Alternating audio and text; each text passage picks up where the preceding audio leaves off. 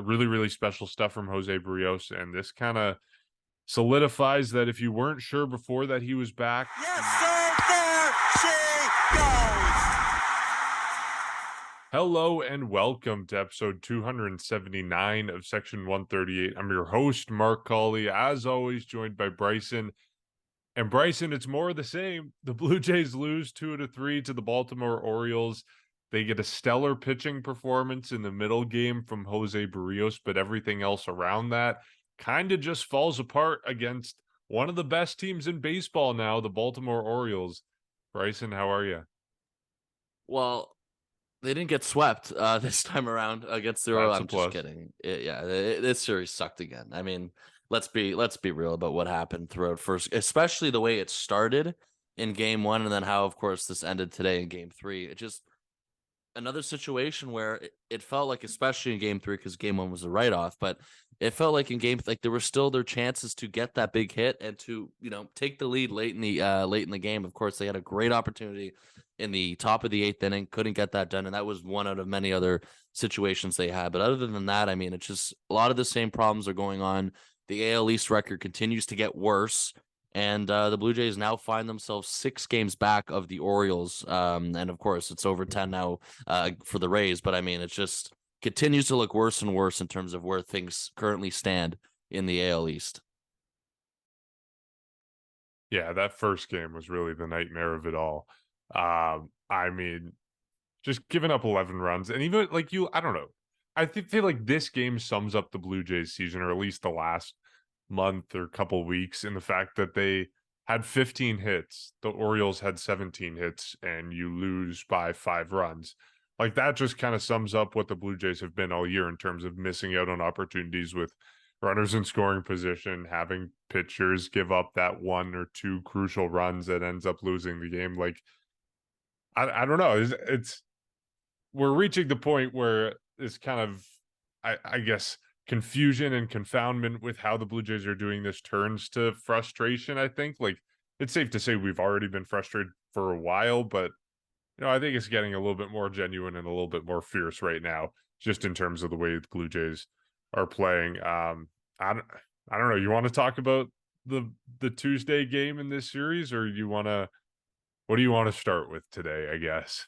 I mean, I guess you can get that out of the way if you want. Yeah.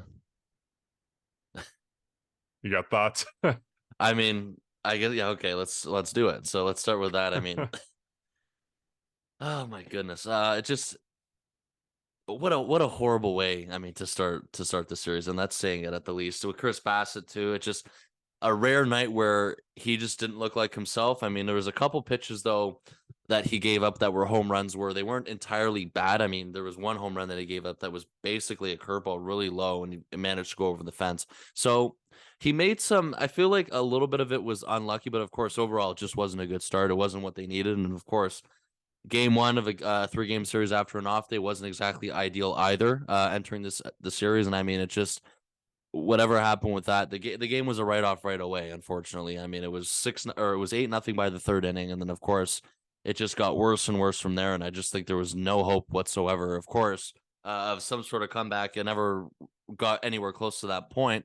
I mean, like, that's basically it. And then of course there were 6 runs throughout the game that the Jays did score. They scored it late when the game was already out of hand. Of course, Kevin Biggio was another guy who hit a home run late, and that's somebody who ended off the previous homestand on a good note.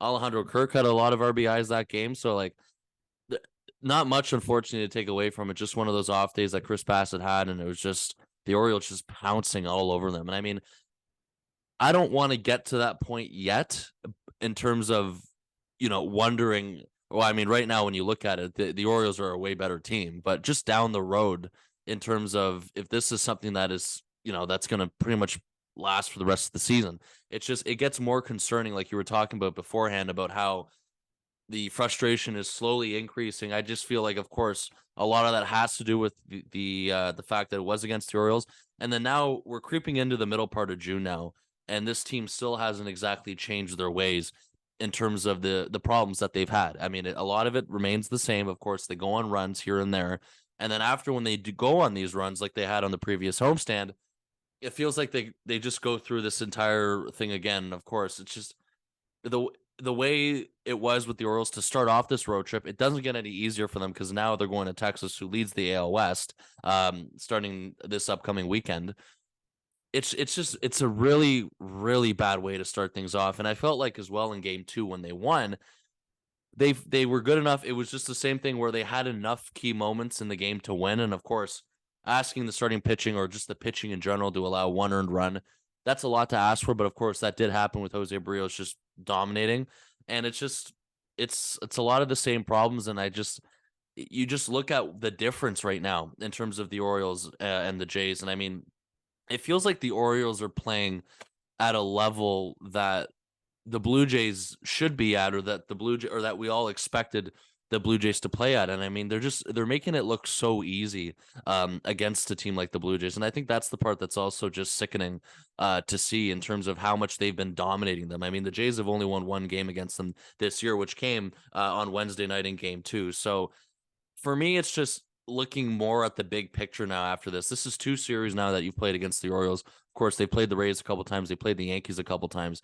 and they are genuinely the third or fourth best team in this division right now. Of course, that's where they stand, but even just the way things have gone, they deserve to be there right now. And it sucks to see the Rays doing what they're doing in first place, and then the Orioles, who came out of the gutter after, a couple of just horrible years where they were just losing tons of games. But I mean, once they were ready to turn into that competitive window, I mean, it's just the fact that they're making it look so easy is the part that just stings the most for me. And then of course, the Blue Jays here and there are running into unexpected errors throughout parts of the season. We saw the same stuff last year at some points, of course, but of course it ended up they ended up making the playoffs. But there always seems to be something stopping them from just excelling and just breaking out, the way the Orioles or the Rays are doing. And I think just the more that you see them play these teams, and of course they're still in the defined spot 38 and 31, or 38 and 32, sorry. And then now that they're still in playoff contention and everything like that, but they're just, and this is something that you started to allude to, Mark, a couple episodes ago, or maybe a couple weeks ago, is that they're just not that top elite team right now. And I don't know if they ever, they will get back to that point at some point this year. They're a competitive team right now that of course still has a chance to make the playoffs and everything like that, but it's frustrating to watch them just go up and go down and go up and go down. And when they go down, they're doing it to the worst possible teams that you could go down to. And I think that's just the part that sucks. I mean, of course, there's still time, but it just right now, I mean, I don't know if we're seeing any sort of hints that this is going to somewhat stop, other than what they've already shown is what their identity has been this year. And that's the team that's been up and down and just offensively still, lacks at the plate in terms of power and everything like that. Yeah, all of this is pretty confounding, just based on what we know the potential of the Blue Jays offense to be, but also when you look at the raw offensive numbers that the Blue Jays are putting up, like, I mean, we had this conversation before the podcast, but if I was asking you out of the blue, like, where you think the Blue Jays rank in offensive WAR this season, or in batting average, or in on base, like, what would you say? Like, you might say like 15th, like middle of the pack, right? Average, easy, yeah. Yeah. The numbers are good. I'm going to read them off for you. This is league numbers. The entirety of baseball, 30 teams. Batting average, they are second. On base percentage, they are third. Slugging percentage, they are 10th. That might be where they're losing out on runs because they're not hitting as much power. They're not hitting as much homers. F4, they are fourth. WRC plus, they are fifth. Runs scored, which ultimately is the only stat that matters here, they are 11th in baseball. These are arbitrarily good stats. I don't understand.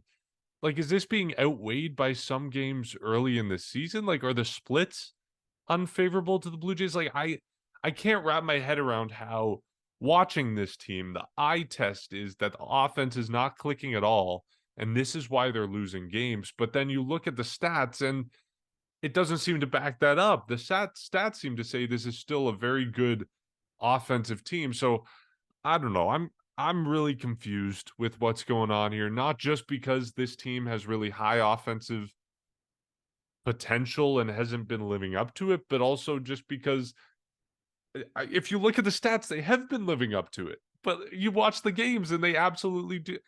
I don't understand it. It makes no sense, and it's very, very frustrating to watch.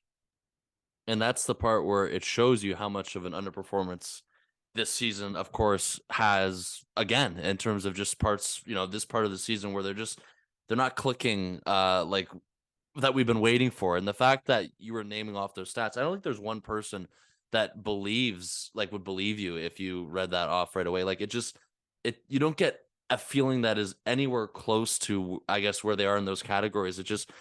It feels like it's for me, and I think a majority of the people, it's average at best.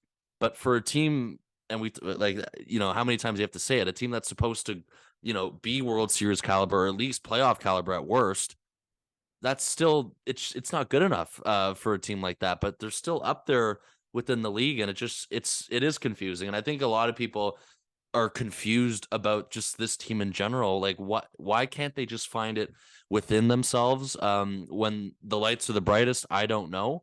Of course, I don't understand either in terms of just everything that they've been through the last couple of years and everything like that. It's one of those things where you have, I guess, nothing but to hope for that they can eventually turn this thing around. And of course, again, they're still in a competitive window, and it kind of, I guess, translates to what you're talking about offensively, because it feels like, they're better than, I guess, what we think or how we feel. And I guess the same thing goes off with where they are competitively, of course, in the wild card, but in the AL East, again, it's just unfortunately, it just seems over in terms of their hopes of winning the division and everything like that. And it's just another thing where it's just something holding them back, and it's confusing. It really is. And I don't know if anyone really has the answer to it other than, of course, just noticing the problems that they do have. And I mean, it's just lots of power is, disappeared. You talked about it in terms of the slugging percentage and everything like that. This is a team that changed things in the offseason in terms of run prevention and everything like that. And it's just the results are still not, you're not satisfied with the results. Nobody is. And no matter how good they may look in terms on paper, in terms of these stats are not as bad as we think. It just, unfortunately, it's the other way around in terms of how we actually feel about it and just the frustration that comes with this team. So, I mean, who knows what happens this weekend in Texas, and of course, just the rest of this road trip. It's just they've been known, unfortunately, through, of course, the first couple and a half months of the season now, of teams that are just completely inconsistent, where they'll go on a 7-2 run or whatever it is, 7-3 run, and then they'll drop 3 out of 7, or they'll drop all these games, of course, and the division record continues to get worse, which is very concerning, to say the least, especially where they are at the season. And of course, one of the things where this balanced schedule goes against you now because of the limited opportunities that you have against your division rivals, that in terms of making up ground and everything like that, that's something that could be important near the end of the year. It's just one of the many other things to look at in terms of disappointments. And I mean, still not seeing everything click as well individually for players on this team. And I mean, it's unfortunately, it's just it's the same thing. And I don't know. I mean, what do you think? I don't have the answer. Like, I don't. It makes no sense. And maybe like the luck is gonna turn at some point. Like maybe all these offensive numbers are gonna turn into runs at some point, and we know the struggles that they've had with runners in scoring position and guys on base. So like maybe all this is encouraging when you look at the numbers and you can say, actually, it's just bad luck and things are gonna turn, but I don't know. Like it doesn't make sense. It's terrible to watch. They're losing games because of it. Like, I still have faith they're going to make the postseason, but yeah, we are talking about a team that's no longer in contention to win the division, especially when you're dropping this many games against teams in the division. Like, that's the cost of it. You're not winning the division anymore. And so, I don't know. I guess it's early to call this season a disappointment. I still think they're going to make it to the playoffs, and we still have, once you're in the playoff, once you're in the dance, anything can happen. And so, you're not closing your door to any opportunities if you get hot at the right time. But at the same time, it's like, so far this regular season has been very, very disappointing. Okay, let's talk about something that wasn't disappointing, I guess. For a change, we could. I mean, just a little shout out to the offensive standouts. Whit Merrifield had a great series. He went 3 for 4 in the middle game of this series on Wednesday, and he also had a hit in the first game and the third game. So shout out to him. Danny Jansen, of course, in the final game of the series, hitting 2 home runs, which, I mean, on the one hand, great. Kudos to Danny Jansen. You love to see him succeed. On the other hand, this is an encapsulation of the Blue Jays offense. The fact that the only 2 runs they get all ball game are from their defense first catcher hitting in the bottom of the lineup. Like, anyways, moving on to the positive stuff. Danny Jansen was a positive. And then, yeah, I guess Jose Berrios is like the other really, really big one. Taking a no-hitter into the 7th inning, exiting the game after 7 2/3 with 3 hits allowed. Just an absolutely phenomenal start. If you had any doubt that Jose Berrios wasn't back, this pretty much proved it. He's entirely back to who he was. And I mean, I don't know. You have the conversation about Chris Bassett not having a great start. Like, I think Chris Bassett can kind of get away with that because that's who he is. Like, he's not an ace. He's not even the number 3 guy in this rotation. He was signed to be the number, I guess, signed to be the number 3/4 guy. I think Jose Berrios, when the Blue Jays got him, he was brought over to be the ace. And so obviously expectations have changed, but performances like these are what you expect. And I don't know, it's just so much fun to watch. Like, seeing him dominate like that with such a low pitch count to maybe get, one of the closest times we've seen over the last, I don't know, maybe 5 years to a no-hitter. I know we've had a couple times. I know Alek Manoah had a start once where he got close to it, but it just kind of felt really special this time, especially with the pitch count. So really, really special stuff from Jose Berrios. And this kind of solidifies that if you weren't sure before that he was back, he's most certainly back now. I know we were confident in terms of him turning things around. Maybe not everybody was, but it shows you the type of competitor that he is. And not even that, it just shows you also the amount of work that he truly put in to try and turn this thing around. I mean, last season was a lost cause because of the fact it was something unexpected. And then it was just the amount of times that you're trying to change things during a year. It very rarely works out in terms of the amount of adjustments that you're trying to make in between those 5 days. And we would see flashes of it at times last year, but it would ultimately result in the same thing. And it would just be disappointment. And it was, to use a popular word that we've been using today, confusion in terms of what was going on with them. I mean, everything was changed mechanically. Pitch selection was changed. Different types of pitches were changed. Velocity was changed in terms of taking some stuff off of some off-speed pitchers. So that pretty much was just the definition of his season last year in terms of all the adjustments. There was no confidence in throwing him out there in the postseason. I know it was only 48 hours, but I mean, just beyond that, in the event that they went beyond that, there was really no spot for him to pitch in this rotation or anywhere, I should say, in the rotation last season, especially at the end of the year. And this was a guy who was starting opening day for you at that point last year. So going into the offseason, again, more and more work that he had to put into. And this was something that he had to prove to everybody because a lot of people were confident in it. He was confident in this, and a lot of people needed to see it to believe it. And the fact that he was doing that is, of course, for the most part, besides a couple starts where it was a bit shaky, and even going back to, I guess, earlier in the spring, he really has shown that he has figured things out and he has turned this thing around. And I mean, you just also see the body language out on the mound, him showing emotion or him just being more, you can tell in terms of his confidence and just his tempo and everything like that. He is at a really good point right now in his career. And I think he said yesterday when one of his post-game interviews, it's one of the first times where he's really felt in a rhythm like this for the first time. And the last time he mentioned where he felt this good was a stretch in 2018. And that was a long time ago. So other than that, he's put up seasons that have been very good. We know that he's a very reliable, top to middle type of the rotation guy. That's what the Jays got him for originally before everything happened in 2022. He comes into this season a little bit lower expectations or a little bit less pressure in the 4 spot, and in the rotation. And he pitches his way out of it, and he continues to do that. It was impressive because of the Orioles, of how good offensively that they've been this year, that he was able to do that a couple days ago, and he just shut them down. You talked about it. One of the first times in a while that we've seen a pitcher on this team, carry that no-hitter chance and even, being perfect through 5 innings or whatever it was late in games. Of course, we've seen complete game shutouts from Chris Bassett, but, to see the chance of a no-hitter or just getting to the point where it's on your mind that, hey, he hasn't allowed a hit yet in 6 innings.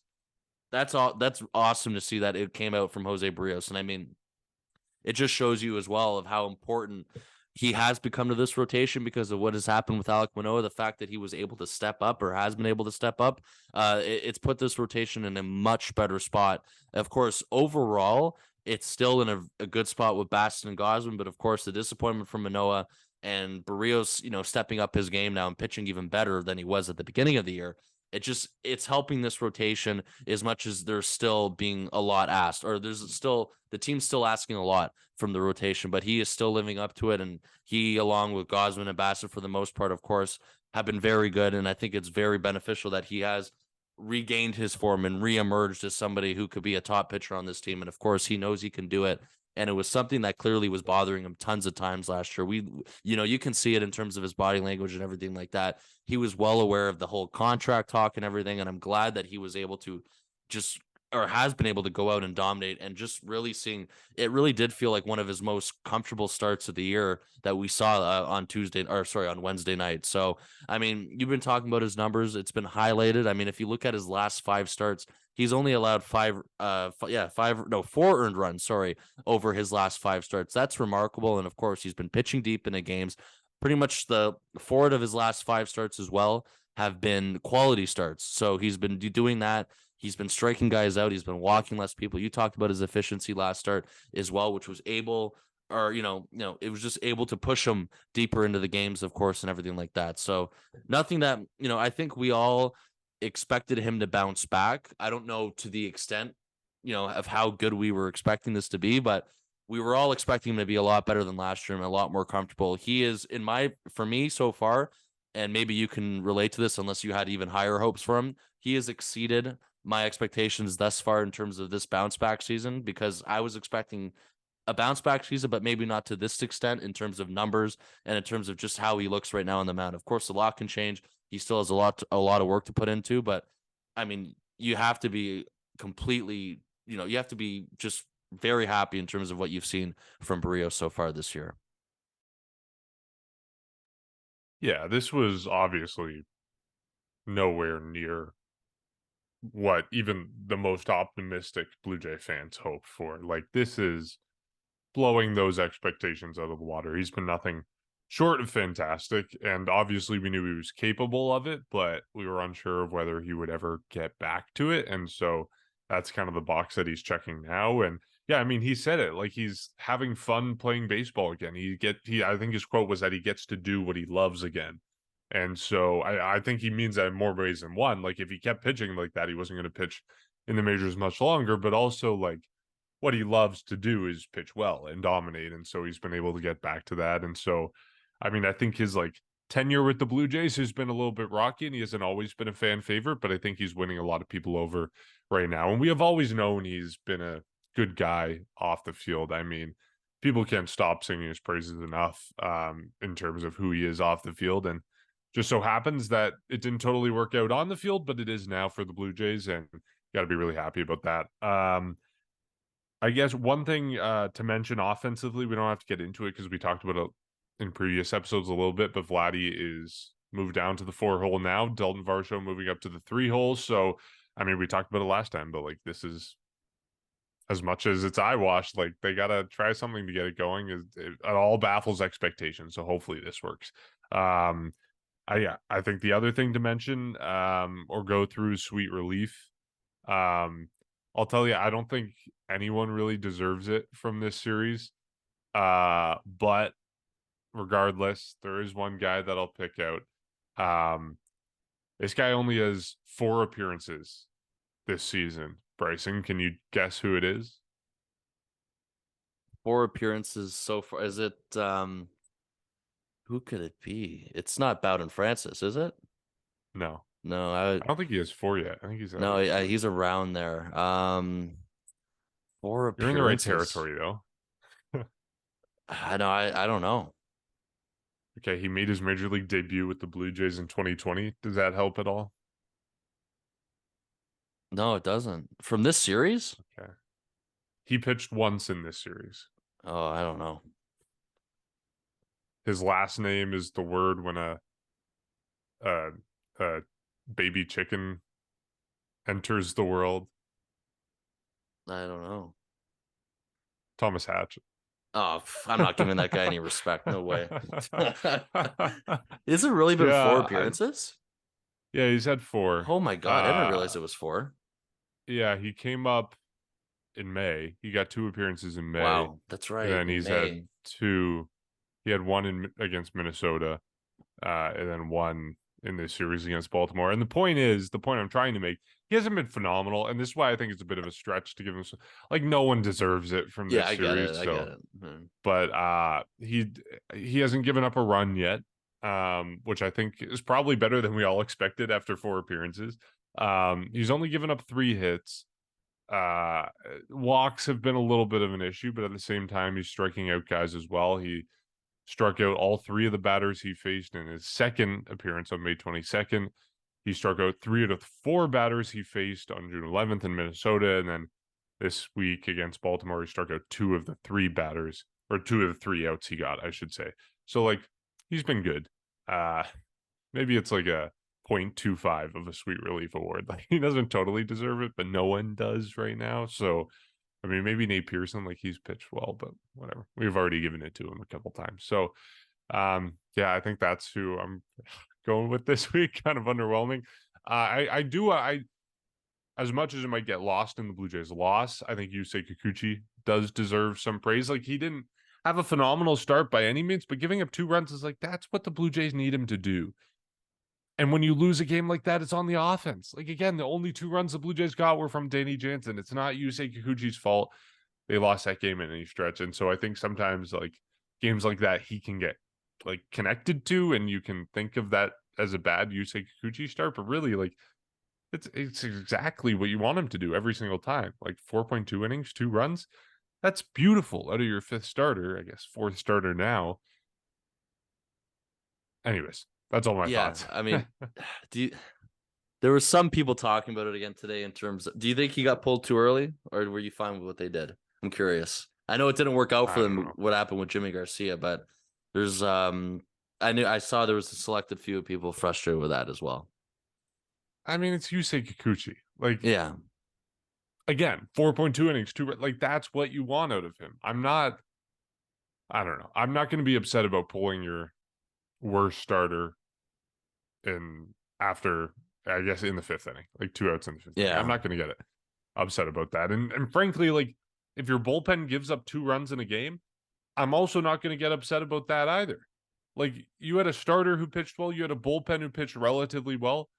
This was a game the Blue Jays should have won from their offense, but it comes down to the offense. So, like, no, I'm not going to get mad at any pitching decisions today. Yeah, that's fair. It's just, I know it was something that was mentioned. Yeah. But yeah, I mean, it's just, as much as it felt like Wednesday's game felt like a good win, it just overall, again, it's just stuff from the series that just didn't go well, and lots of people just picking at everything, and that's just what happens when things don't go well. But rightfully so. There's people that feel good again, and then they get frustrated after a couple days, like what we just saw now. So perhaps it changes on the weekend because the Rangers do not play in the AL East, but of course they are leading the AL West, and they are a team that maybe some people had predicted to jump out of the gate like this. I know a lot of people didn't, so it's kind of a little bit of a surprise, but they have a solid roster when you really look at it. So it's going to be another tough test this weekend. Yeah, well, let's get into that, and we can do series predictions. Friday, the Blue Jays have changed things up a little bit in the rotation. They bumped Kevin Gausman up because they had that off day, so they can afford to do that. Gausman's going to be pitching the first game of the series tomorrow, Friday night. It's going to be Gausman versus Martin Perez. And then Saturday, we get TBD, so it's a bullpen day for the Jays versus, is it Dean Dunning? Dane Dunning. Dane Dunning, he has a 2.76 ERA for the Rangers this year. And then the series finale, we get Chris Bassett versus John Gray, who's also been phenomenal this season, 2.32 ERA. Jays are slumping. Rangers are one of the best teams in baseball. I don't know. What are you going with, Bryson? I'll let you go first on this one. Yeah, I mean, it was a good prediction for you as much as we didn't want it to be right. But yeah, I mean, Texas is another good team coming up. And I mean, for me, I feel like after what happened with Kevin Gausman last start, I think Friday tomorrow on Friday, as much as they move things around for the benefit of having less bullpen days. I think that was kind of how the schedule works and why the decision was made for that. I think that's a game that they're going to win in terms of on Friday. On Saturday, it's hard to like the problem now with these bullpen days is it's hard for us to really predict either way. It's just so unpredictable what's going to happen in terms of just the lineup of the bullpen and everything like that. You talked about Dane Dunning on Saturday too. I believe he's the one who is filling in I guess for the rest of the year now for Jacob deGrom. He didn't originally start off in the rotation for Texas, and he has come out and he has pitched lights out. And of course, you mentioned John Gray as well, who's pitching on the Sunday game, is a kind of another unexpected surprise of how good he's pitched. Chris Bassett goes on Sunday. He is also looking to bounce back after a rough start. I got to be confident in both of those guys, and I'm confident with saying 2 out of 3 because the Rangers aren't in the AL East. So until I see otherwise in terms of that, I'm going to roll with that because of Gosman and Bassett going on Friday, Sunday. I'll say they win Friday and Sunday. And because the bullpen games are always, hard to predict, and Dane Dunning's had a really good year, I'll say they drop Saturday's game. Wow. Ambitious, optimistic. I am not right now. I'm going they lose 2 of 3. I say they win the Gosman game and they lose Saturday and Sunday. Yeah, I'm not betting on them winning a bullpen day, and then John Gray has been great this year, so I'm not going to bet on them winning. So Sunday should be fun to record either. Yeah, that's going to be a fun one. Oh God. Yeah, I mean, where did these Rangers come from? Like, how did this? I don't know. I feel like we're as Blue Jay fans, as a fan base, we're like, we thought we would be in on all the fun, and now we're sitting on the sidelines watching all these teams we made fun of just sprint by the Jays, and the Jays are left in the dust right now. That's kind of how it's feeling right now. But the Rangers, believe it or not, have the best run differential in baseball this season. 145. To put that in context, no other team besides the Tampa Bay Rays and the Texas Rangers have a run differential above 77. Texas is 145. Tampa Bay is 142, and then Atlanta is 77. Those two teams have blown the opposition away in terms of run differential. And even after that, you get like 62 from the Dodgers, 61 from Houston. And then, I mean, you're just going down like 43 Baltimore and New York, 20 for the Jays, to put that in context. Like, those teams, the Rangers and the Rays are blowing every other team out of the water right now. And it's not even close. Like, it's double what every other team has. So I'm not optimistic about this series, just to put it like the Rangers are 5-5 over the last 10. They're playing right now against the Angels, so who knows what happens there. But like, I don't think the Jays are winning this series. Okay, we don't have anything from Jacob, but we'll add it to the spreadsheet once we get it. That wraps up this episode. Thanks to everyone who listened. I hope we have more optimistic stuff and happier ways ahead for the Blue Jays. I don't think we do, but Bryson, maybe you're right. Maybe they win a series. Let's hope. Yeah, let's go. Yeah, we can hope. Either way, we'll catch you after this series.